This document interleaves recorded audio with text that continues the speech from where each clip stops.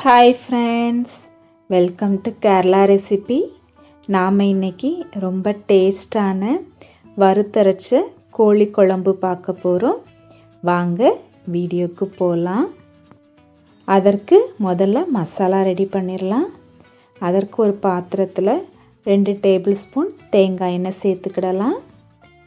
எண்ணெய் சூடானதும் 2 பட்டை, 5 கிராம்பு, ஒரு 3 ஏலக்காய், 1 டீஸ்பூன் பெருஞ்சீரகம், 3/4 டீஸ்பூன் மிளகு சேர்த்து சீரகம் நல்லா பொன்னிறமாக ஆகிற வரைக்கும் வறுத்துக்கிடலாம். அடுத்து ஒரு அரை மூடி துருவன தேங்காவை சேர்த்துக்கிடலாம். கூடவே ஒரு 6 சின்ன வெங்காயம், 3 பல் பூண்டு, கொஞ்சமாக கருவேப்பிலை சேர்த்து தேங்காய் நல்லா பொன்னிறமாக ஆகிற வரைக்கும் வறுத்துக்கிடலாம். இனி அடுப்பை சிம்மில் வச்சு அரை டீஸ்பூன் மஞ்சத்தூள், 3/4 டீஸ்பூன் மிளகாய்த்தூள், 1 டீஸ்பூன் காஷ்மீரி மிளகாய்த்தூள், 3 டீஸ்பூன் மல்லித்தூள், அரை டீஸ்பூன் கரம் மசாலா சேர்த்து மசாலா ஸ்மெல் நல்லா போகிற வரைக்கும் வறுத்துக்கிடலாம். அடுப்பை சிம்மிலே வச்சு வறுத்துக்கோங்க. இப்படி வறுக்கும்போது வீடே நல்லா வாசனையாக இருக்கும். இதை ஆற வச்சு நல்லா மையாக அரைச்சி வச்சுக்கிடலாம். இனி குழம்பு பண்ண ஆரம்பிச்சிடலாம். அதற்கு ஒரு பாத்திரத்தில் ஒரு 4 டேபிள் ஸ்பூன் தேங்காய் எண்ணெய் சேர்த்துக்கிடலாம். எண்ணெய் சூடானதும் ஒரு கொத்து கருவேப்பிலை, ஒரு மீடியம் சைஸ் பூண்டு, ஒரு விரல் அளவுக்கு இஞ்சி 2ஐயும் நல்லா இடித்து சேர்த்துக்கிடலாம். பூண்டு நல்லா பொன்னிறமாக ஆகிற வரைக்கும் வறுத்துக்கிடலாம். இனி 3 வெங்காயம், 3 பச்சை மிளகாய் சேர்த்து வெங்காயம் நல்லா கோல்டன் ப்ரௌன் ஆகிற வரைக்கும் வதக்கிக்கிடலாம். வெங்காயம் நல்லா வதங்கினதும் 2 மீடியம் சைஸ் தக்காளியை சின்னதாக வெட்டி சேர்த்துக்கிடலாம். ஒரு மூடி வச்சு மூடி ஒரு 3 நிமிஷம் நல்லா கொதிக்க விட்டுக்கிடலாம்.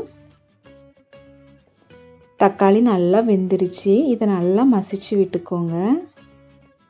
நான் 3/4 கிலோ சிக்கனை நல்லா கழுவி உப்பு மஞ்சத்தூள் போட்டு ஊற வச்சுருந்தேன். அதை இது கூட சேர்த்துக்கிடலாம். எல்லாத்தையும் நல்லா கலந்து விட்டுக்கோங்க.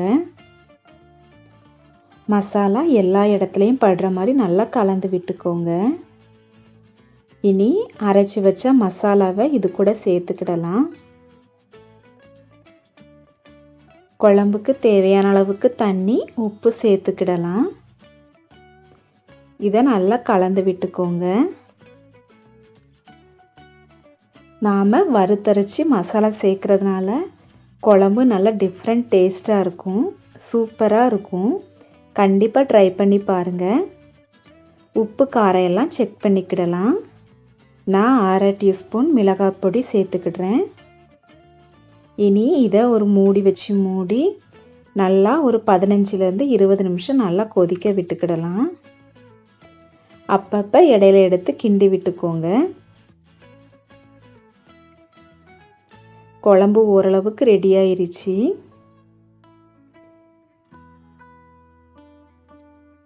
ஒரு 20 நிமிஷம் கழித்து குழம்பு சூப்பராக ரெடி ஆயிருச்சு.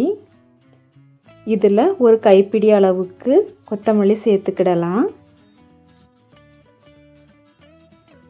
குழம்பு நல்லா கட்டியாக வந்திருக்கு. இனி இதில் தாளித்து ஊற்றிடலாம்.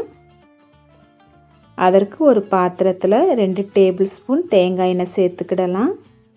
எண்ணெய் சூடானதும் 1/4 டீஸ்பூன் கடுகு, ஒரு 5 சின்ன வெங்காயம், ஒரு கொத்து கருவேப்பிலை சேர்த்து வெங்காயம் நல்லா பொன்னிறமாக ஆகிற வரைக்கும் வதக்கி சேர்த்துக்கிடலாம்.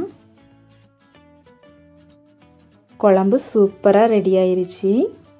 இந்த ரெசிப்பியை கண்டிப்பாக உங்கள் வீட்டில் செஞ்சு பாருங்கள். எப்படி வந்துச்சுன்னு கமெண்ட் பண்ணுங்கள்.